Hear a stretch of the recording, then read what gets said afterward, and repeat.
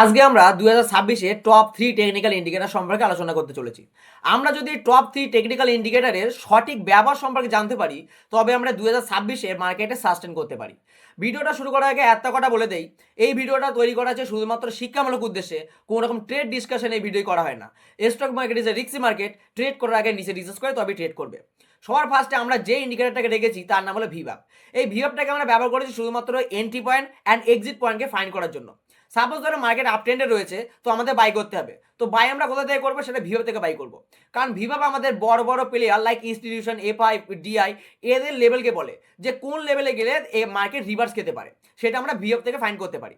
এবার তো সাপোজ ধরো মার্কেট ডাউন ট্রেন্ডে রয়েছে, তো আমাদের কি করতে হবে? মার্কেটে সেল করতে হবে। সেল কোথা থেকে করবো? ভিভাব থেকে সেল করবো, কারণ ভিভাব আমাদের বড় বড় ইনস্টিটিউশনাল লেভেলকে বলে। এবারে মার্কেটে মোমেন্টামকে ফাইন্ড করার জন্য আমরা এমএসিডি ইন্ডিকেটরকে ব্যবহার করেছি। এমএসিডি ইন্ডিকেটরে আমরা সেটিংকে চেঞ্জ করেছি। এর ইনপুটে গিয়ে দেখতে পাবে আমরা ফার্স্ট লেনকে 10 রেখেছি, স্লো লেনকে 50 করেছি, অ্যাজ এ সিগন্যাল রয়েছে সেটাকে আমরা 25 করে দিয়েছি।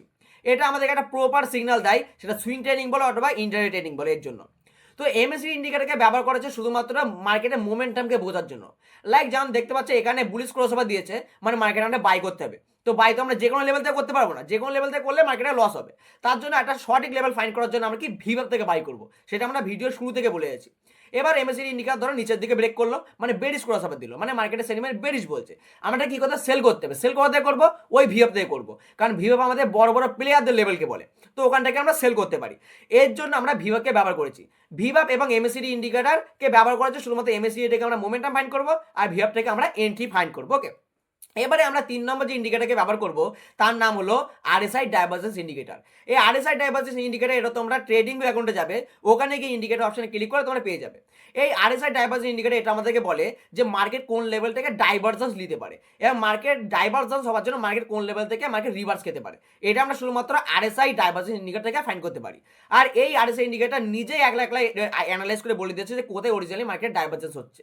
লাইক আমরা দেখতে পাচ্ছি এই জায়গাটায় বুলিশ ডাইভারজেন্স হয়েছে, এবং তারপর দেখতে পাচ্ছ মার্কেট এখান থেকে উঁচু উঠেছে। আর ঠিক এরই ঠিক বিপরীতে আমরা দেখতে পাচ্ছি এখানে বেরিশ ডাইভারজেন্স হয়েছে, আর ঠিক ওখান থেকে মার্কেট নিচেও পড়েছে। তো এই ভিডিওটাকে সৃষ্টি করা হয়েছে শুধুমাত্র শিক্ষামূলক উদ্দেশ্যের জন্য, কোনো রকম ট্রেড ডিসকাশন এই ভিডিও করা হয় না। ওকে, তো আরো একটা কথা বলে দেই, আরএসআই ডাইভারজেন্স এখান থেকে আমরা কি মার্কেটের ডাইভারজেন্সকে ফাইন্ড করব, আর এমএসিডি ইন্ডিকেটর ওখান থেকে মার্কেটের মুভমেন্টকে ফাইন্ড করব, আর ভিভাব ইন্ডিকেটর ওখান থেকে আমরা মার্কেটের এক্সিট পয়েন্ট অ্যান্ড এন্ট্রি পয়েন্টকে ফাইন্ড করব। তোমরা যদি এইরকম যদি শিক্ষামূলক ভিডিও পেতে চাও, তবে এই ইউটিউব চ্যানেলকে সাবস্ক্রাইব করা তোমাদের অবশ্যই প্রয়োজন। আর এইরকম যদি নতুন নতুন ভিডিও লজিকের সঙ্গে শিখতে চাও, তবে ভিডিওটাকে সাবস্ক্রাইব করা এবং লাইক করা একদম মোটেই ভুলবে না।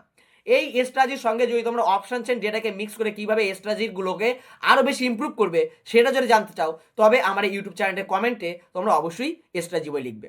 এইরকম যদি শিক্ষামূলক ভিডিও পেতে চাও, চ্যানেলকে সাবস্ক্রাইব করা তোমাদের অবশ্যই প্রয়োজন।